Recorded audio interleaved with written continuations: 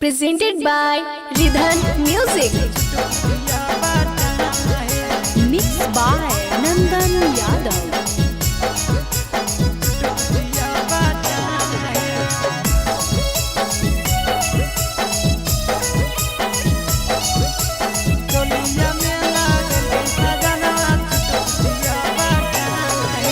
पेन्हे में हो भैया राम साखी खोले में हो भैया राम है। पेन्हे में हो भैया राम साखी खोले में हो भैया राम है। चोलिया में लगावल कई पाहुना छुटपुटिया बात हम है। चोलिया में लगल कई सजनवा छुटपुटिया बात हम है। लागो है नहीं गरम तनिको लागे नहीं घाम है। लागो है नहीं गरम तनिको लागे नहीं घाम है। चोलिया में लगावल कई बलमिया छुटपुटिया बात हम है। चोलिया में लगल कई सजनवा छुटपुटिया बात हम है।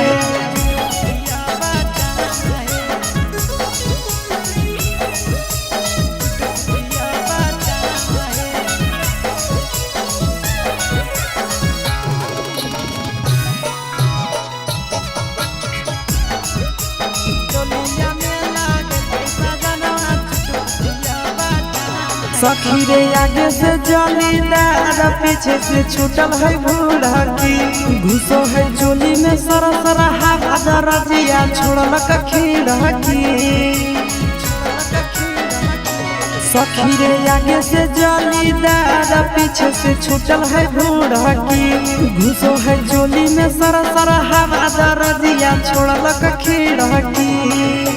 लागो है भैसन दार ढेर लगल नहीं दाम है। लागो है भैसन दार ढेर लगल नहीं दाम है। चोलिया में लगावल कई पाहुना छुटपुटिया बाटाम है।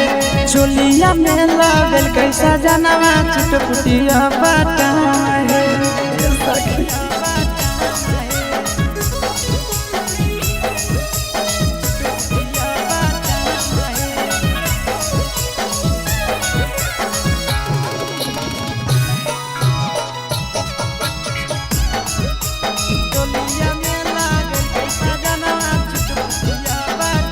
कि हमर खुशी से डोलो है मनवा देखी नया मॉडल बना। देखे में लागो है अलमारी रखो ही मोबाइल बना। कि हमर खुशी से मनवा डोले देखी नया मॉडल बना।